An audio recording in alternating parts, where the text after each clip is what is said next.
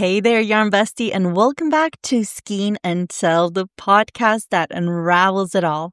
I'm your host, Jaya from Hubby, and today we are going to dive deep into the wild and thrilling world of extreme crafting.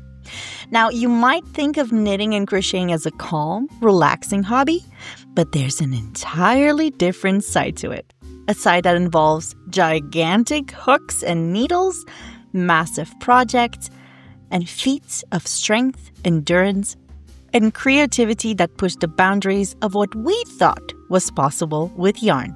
So from giant yarn sculpture to tackling the wildest knitting and crocheting records, today's episode is all about those who've taken their crafting to the extreme. So grab your needles and hooks and let's settle in for some jaw-dropping stories of the wildest yarn feats ever achieved.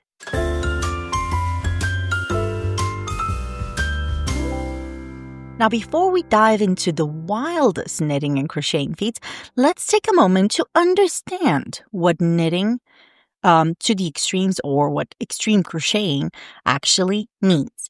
So to sum it up, it's a form of art, we can say, where the scale of the project or the materials used go far beyond traditional fiber arts crafting. This can involve huge needles, giant hooks, oversized yarn, or even creating pieces on a massive scale that take months or years to complete. It's all about pushing the boundaries of what's possible and turning a simple craft into an extraordinary art form. Now, the concept of extreme knitting and crocheting emerged in the early 2000s. Artists and enthusiasts also began using larger-than-life yarn, massive tools, and taking on projects that tested the limits of what can be created with this timeless craft. Now, these ambitious large-scale projects have captured the imaginations of many, showcasing the versatility of yarn and needles in a whole new light. So let's take a look at the craziest extreme projects ever made.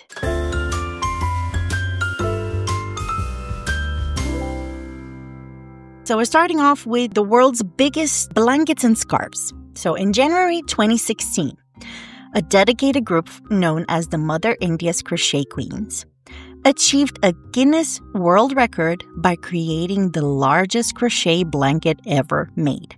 Now, this colossal blanket measured an astounding 11,148.5 square meters.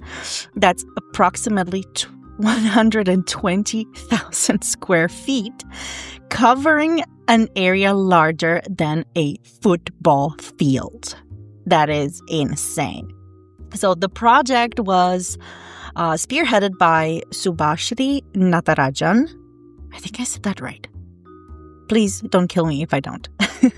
Who mobilized over 2,000 women from India and 13 other countries. Now, participants ranged in ages between 8 and 85 and collaborate through social media platforms like obviously Facebook and WhatsApp. And each member contributed with a 40 by 40 inch squares piece of fabric, which was then assembled in Chennai, India over a 6-month period. Ooh, I got a notification. I better turn that off.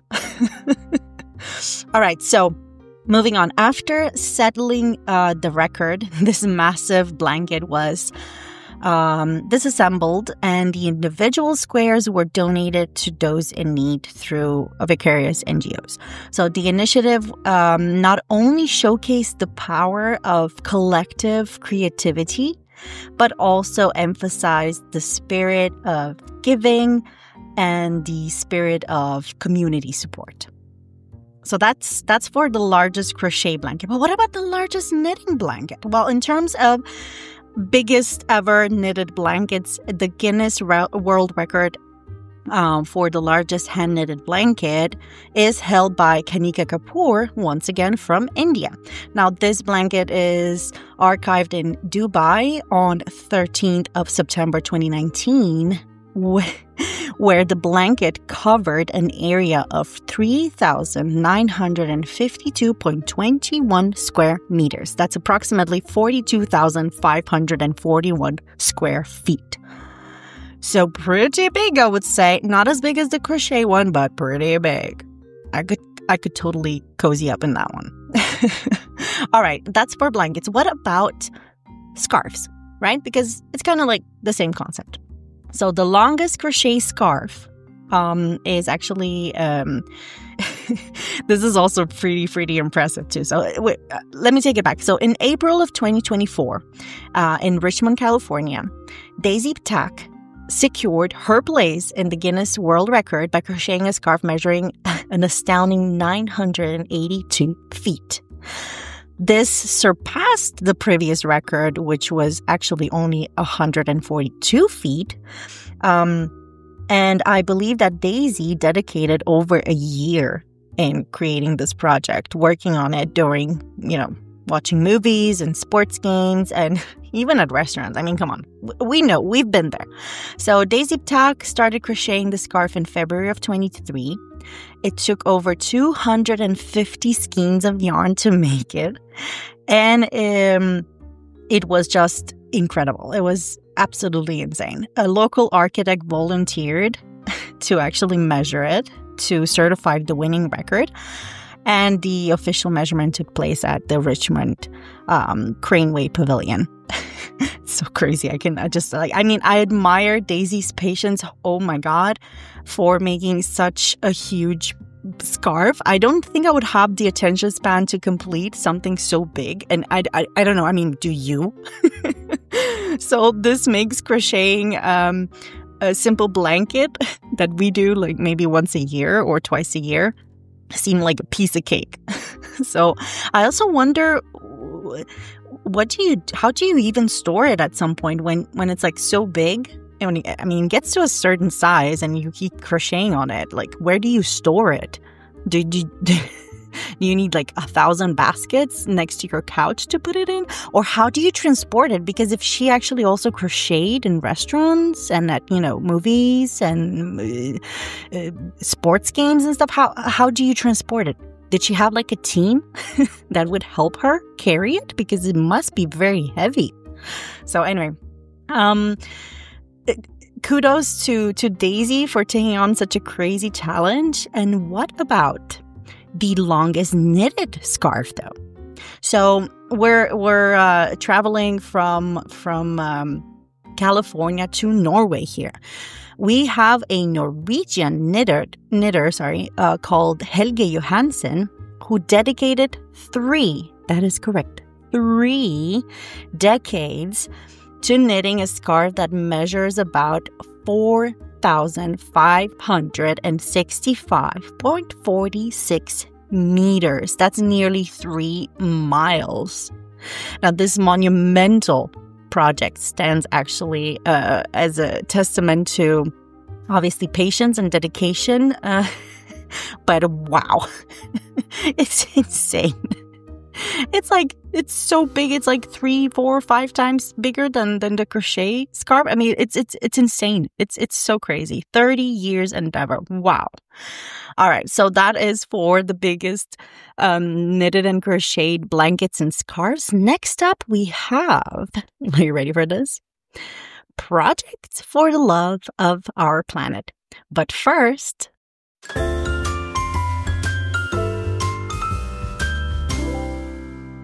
we interrupt today's episode to bring you What's Trending.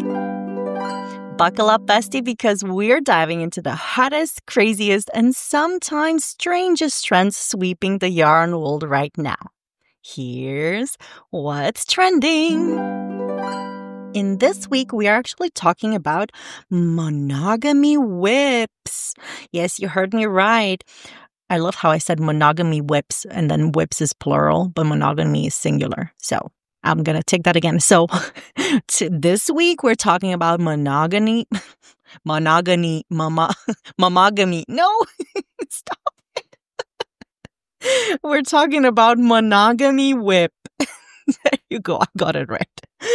That's right.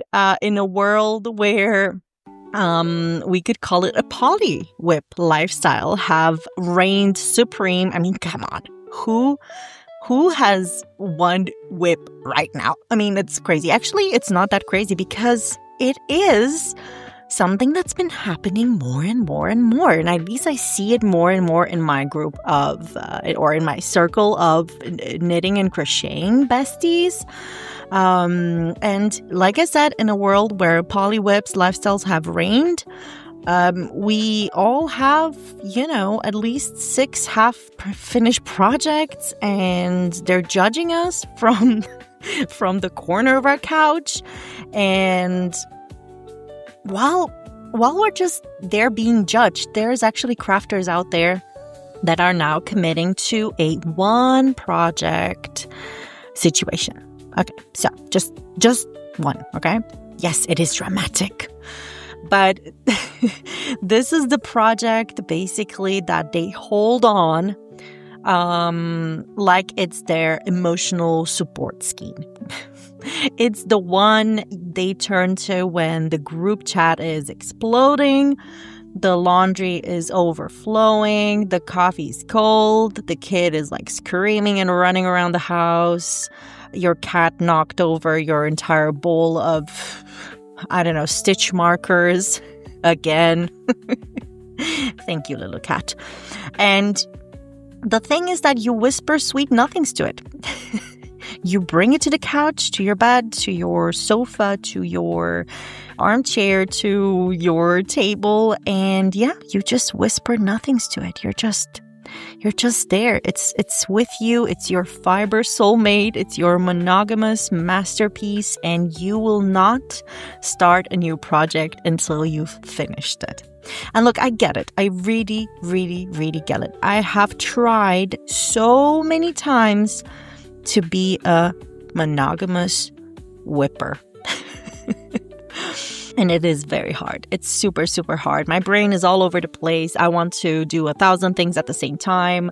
Right now, I'm trying to record a podcast while I'm also like really, really struggling to also finish a vest. And it's insane. It's insane, right? So the thing about monogamy whip is not about neglecting your creative necessity or your creative need to explore other beautiful options out there. But it's about an emotional regulation. It's about choosing one single thing to cling to when the world feels like a giant tangle ball of frog yarn, for that matter. So the thing is that with monogamous whips, and what I've noticed or in my research online, is that people actually don't finish fast. I mean, they don't hurry to finish it. They actually just take their time and they take it bit by bit, day by day. It can be, it can be just one sweater that you're working on or one blanket that you're working on. And the truth is that it's, once again, not about finishing the project. It's not about finishing or hurrying to finish up and have that object in your hand finished. It's about that process, and it's about kind of train yourself to just focus on one single thing at a time, which I think that a lot of us have a lot of troubles with, especially people like me, for instance. The thing is that I see you and I salute you, fellow monogamous whip warrior out there. I think that in a way or another, it is extremely, I'm missing the word here, but it's something that I actually look up to. It's almost envious, I envy somebody that can do that. And I have been trying to train myself, despite the fact that I have a lot of whips. I have tried to train myself in the last couple of months to only focus on one project only and kind of finish it. It is very difficult, let me tell you. It is so much self-control.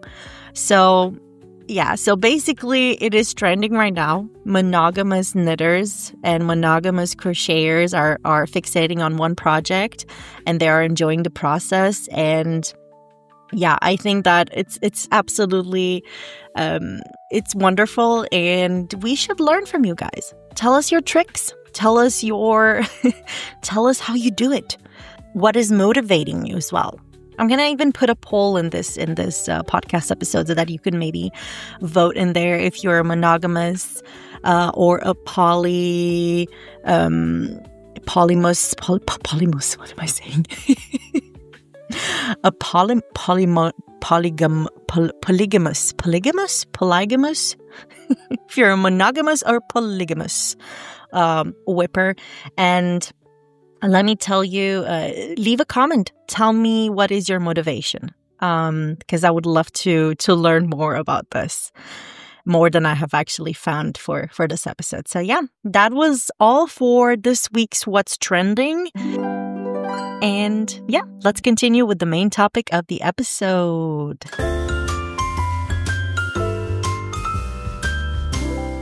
All right, so now we're going to talk about giga projects for the love of our beautiful and gorgeous planet.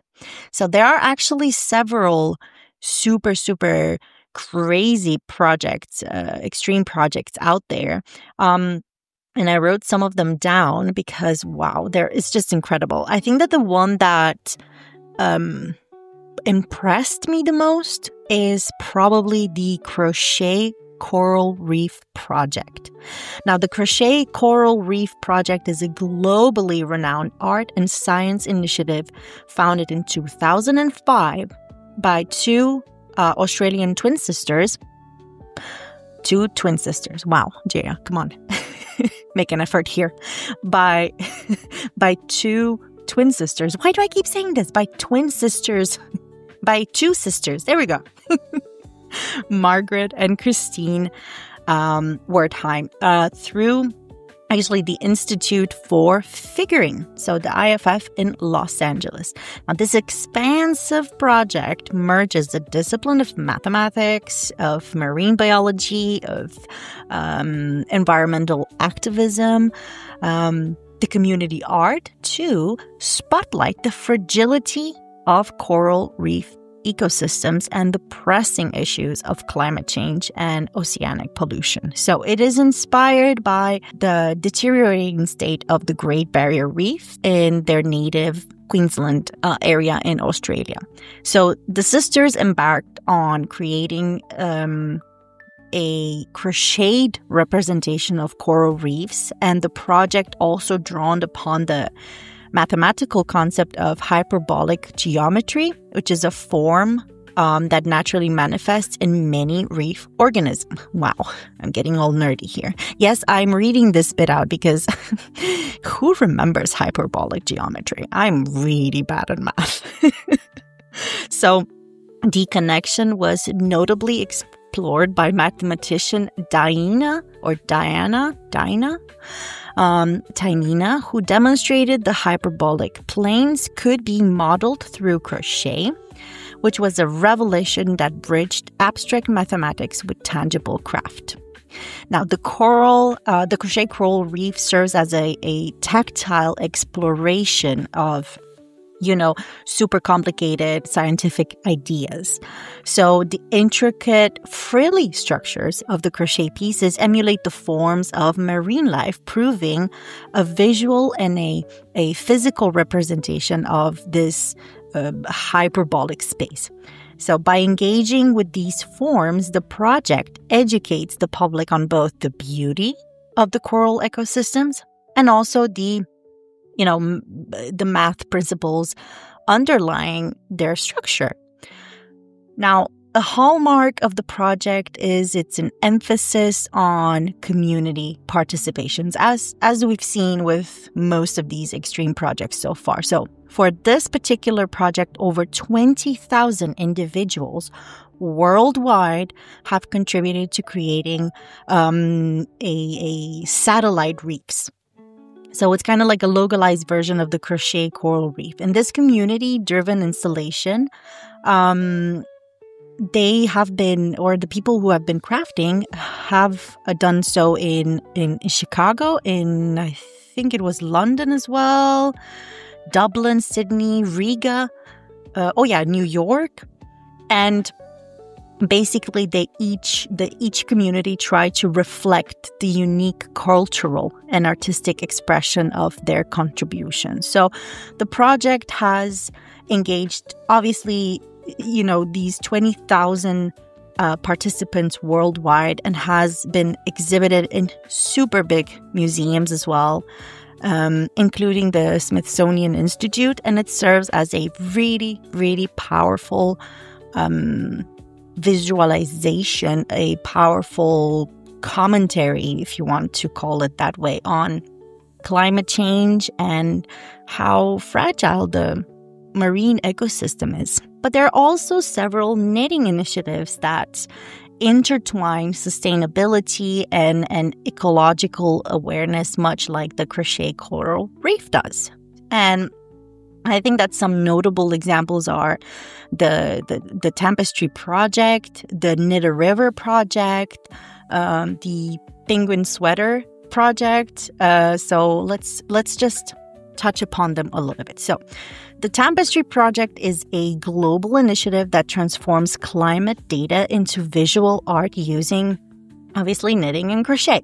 So it's a little bit like what we do with a temperature blanket, right? It's each tapestry is a scarf-like piece where each row represents the high temperature on a specific day using a color code system.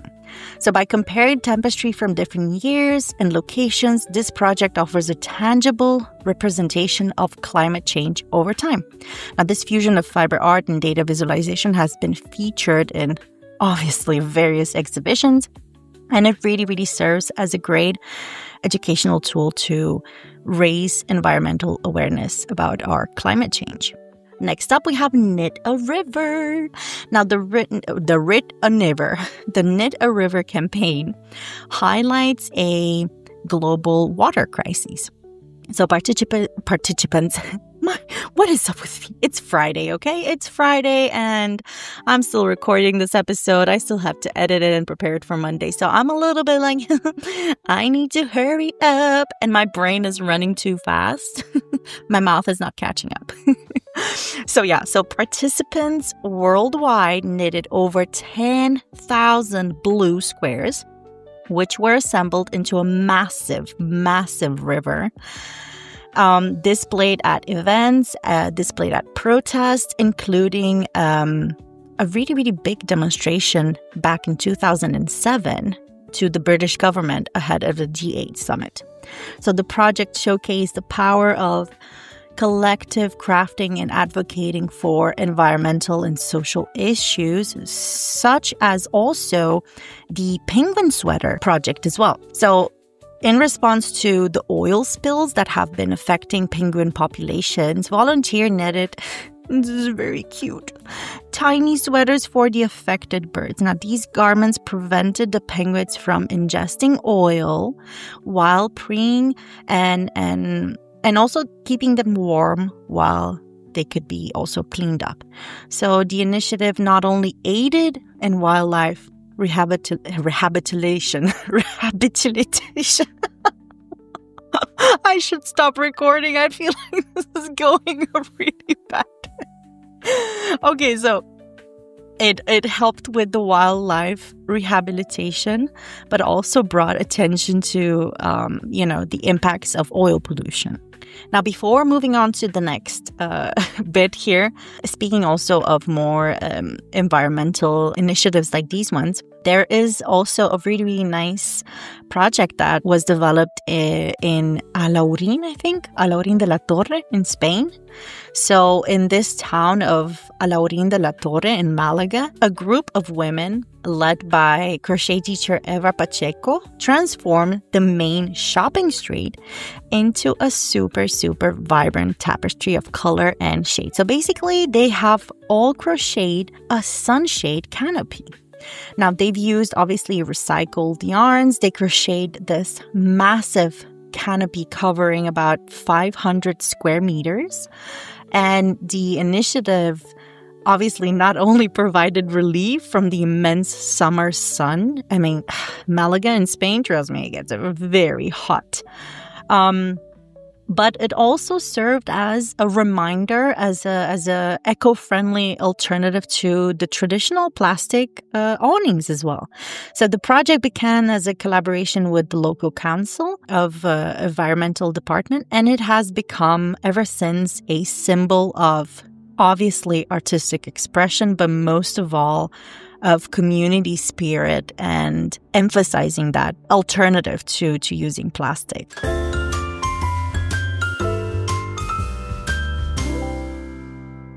It's time for Weird Yarn Monday, where we explore the fibers that make other fibers nervously laugh. The world of unusual and interesting yarns is surprisingly vast, and today we're diving into the world of bug yarn with Peace Silk. Now, today we're going to be talking about Peace Silk, also known as Ahimsa Silk. And no, it is not silk that went on a spiritual retreat and started doing meditation in the morning. Although honestly, that would be a vibe. But Peace Silk is it is also called ethical silk, actually. So it's produced without harming the silkworms that create it.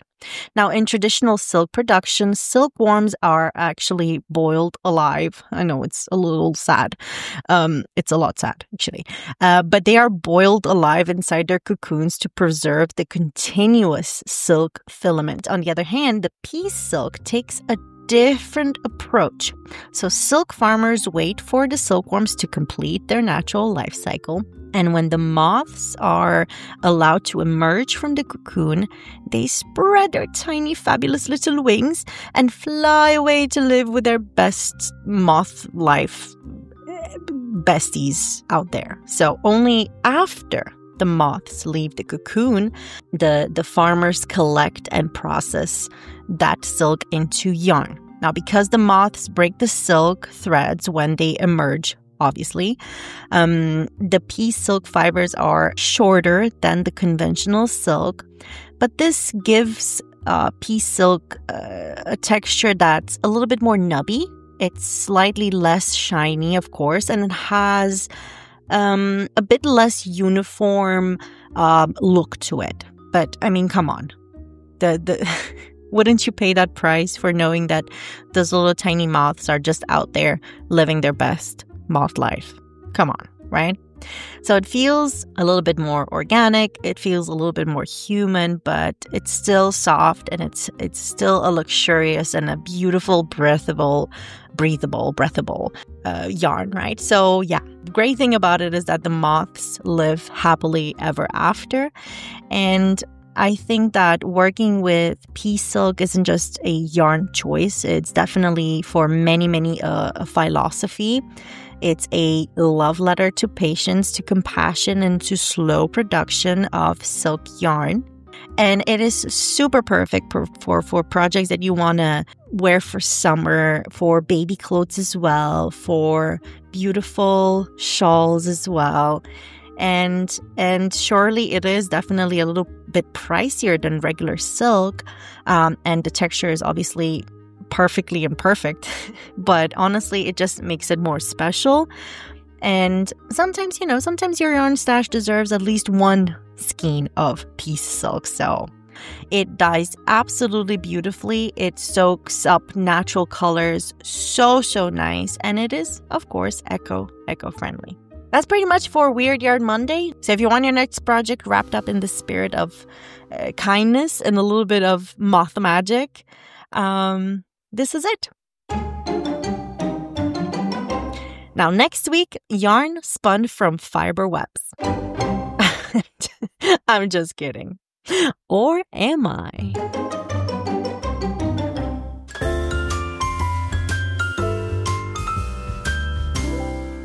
Okay, now back to our main topic.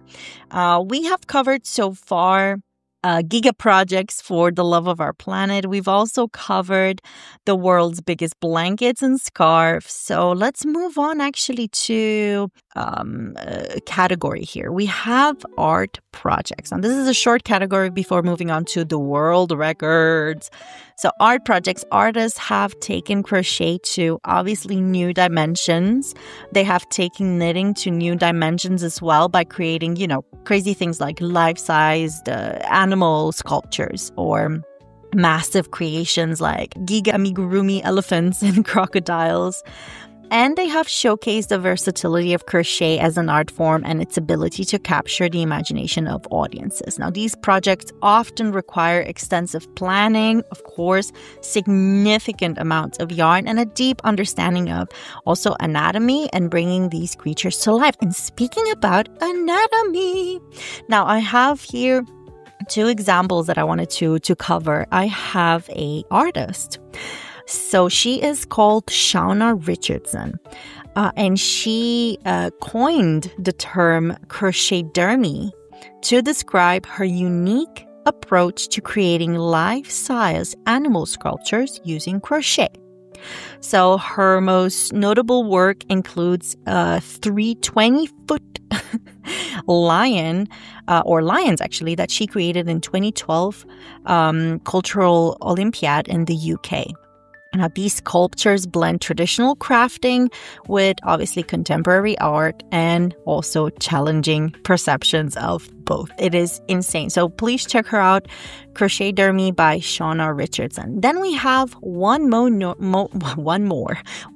notable example, which I found only a little bit on online, or not a lot of information about it online, but I really thought it was really, really beautiful. So we have this sculpture or giant amigurumi by Hannah Haworth, where she has knitted a giant or a massive beluga whale. So beautiful white beluga whale, 10 by 4 feet. So that's 3 meters by something. It's a very, very big, beautiful knitted white beluga whale. So check that out also if you're curious to see it. I'm going to move on to the world records. Wow, the birds are going crazy. I don't know if you can hear them through the mic, but it's definitely spring. Okay, so world records. The longest yarn exhibition, which is actually a really, really nice world record happening at this moment, which is showcasing a breathtaking tribute to D-Day through crochet and knitting at the Stoke Minster, starting back in December 2024. Now, this display features 80 scenes, each representing a day of the Battle of Normandy, crafted by over 1,000 crafters worldwide. Now, this beautiful exhibition, the longest yarn exhibition, combines obviously historical accuracy with artistic expression. Often we don't really I've never seen that done before. Showcasing an historic event or displaying an historic event using crafting like yarns. I mean, of course, you might see like little figurines and so forth, but with little crochet and knitting pieces, that's kind of cute. So it definitely offers a reminder of the past through fiber art. Moving on, we have Knit the Bridge. Now, yarn bombing Michigan's Sky Bridge. So in June 2024, Michigan's Sky Bridge, the world's longest timber-towered suspension bridge, was transformed into a beautiful and vibrant art installation called Knit the Bridge. So over 200 handcrafted knitted and crocheted panels and adorned the bridge, celebrating National Yarn Bombing Day. Now, this colorful display highlighted the fusion, once again, of community art and large-scale installation.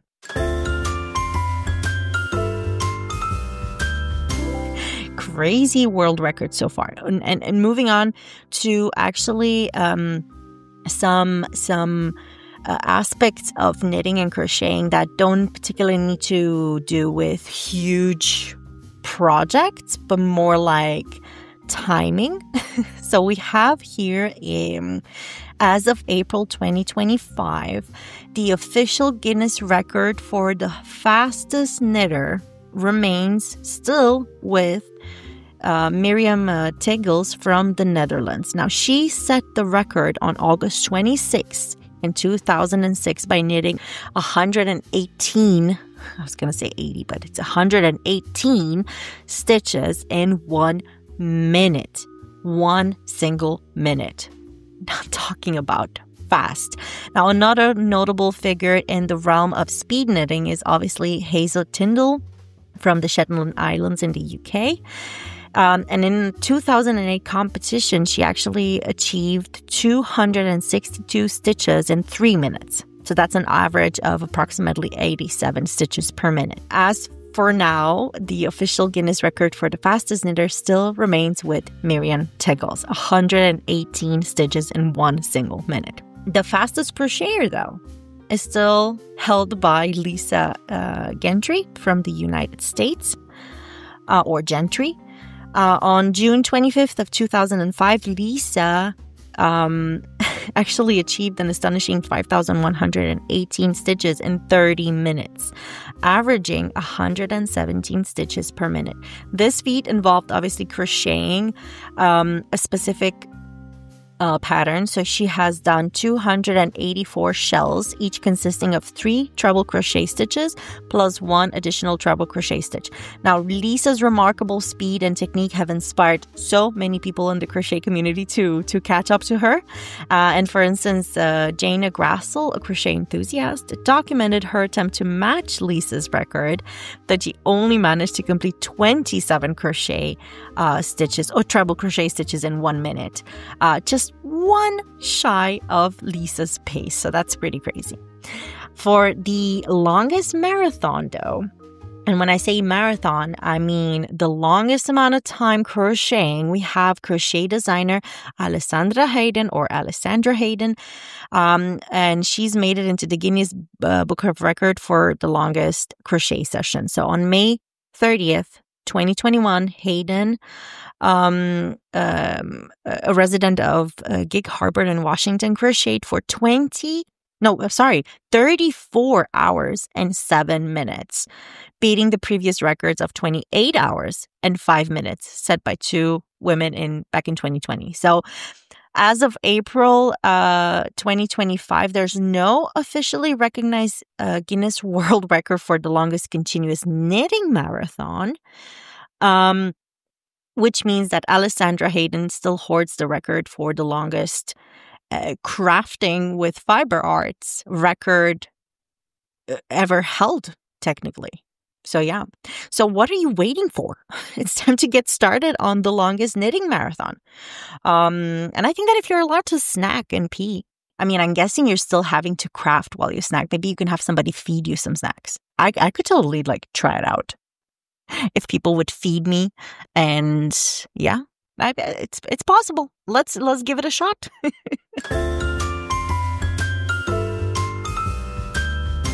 There are some notable endurance knitting feats. So we have David Babcock from the US, who set a Guinness World Record in 2013 for the longest scarf knitting while running a marathon. And then we have also also in a unique blend of endurance and craft, we have Billy Barton from Darwin, Australia, who attempted to set a world record by creating the longest crochet chain while running a marathon.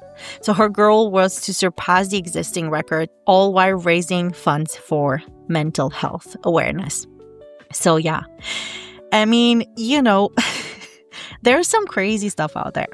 There's some crazy projects out there and some crazy world records. And I think that I'm going to wrap this Guinness World Record with one more, which is the world's largest knitted jacket or knitted coat. So in 2011, a team of knitters created the world's largest knitted jacket or coat, displayed beautifully in a cathedral setting. This massive garment exemplifies the grandeur of what you can achieve through collaborative knitting efforts. The record-breaking coat of many colors, which is what it's called, is made out of 8,832 squares that are knitted, and it was created by kids and parishers at St. George's Church and primary school in Stockport in Greater Manchester. Now, this giant coat will now be taken apart, actually, and made into blankets to send to Africa. And the coat itself measures 13 meters by 5.5 meters. And that's enough to cover more than half a tennis court. So it weighs around the same as two average-sized adult men. So it's pretty heavy.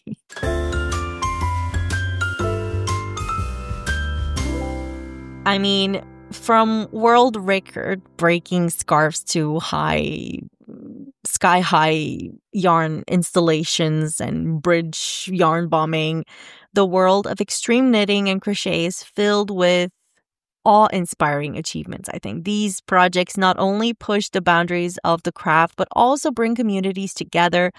They celebrate history. They celebrate the versatility of yarn. And yeah, I mean, it's awesome. It's really, really awesome. So thank you for joining me on this journey through the wild side of yarn.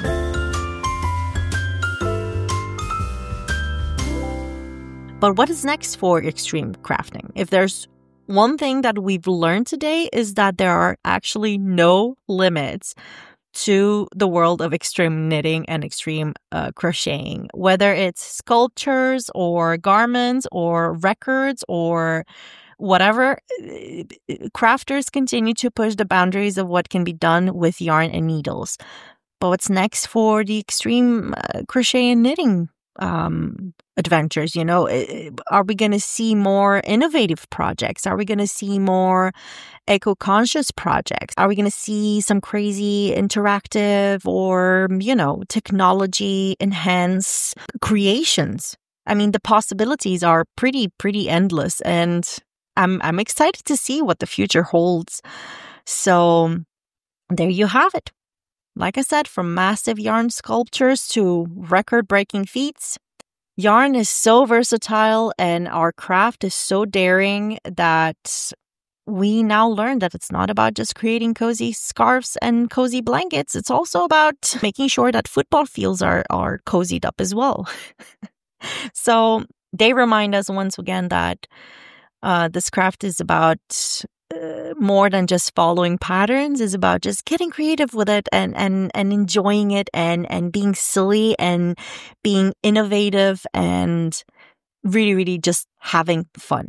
So thank you so much for joining me today on this episode of Skein and Tell. And I hope that you've enjoyed this deep dive into extreme knitting and that you're inspired to push the limits of your own crafting projects. Maybe you're inspired to do the opposite and just go all full monogamous whipper.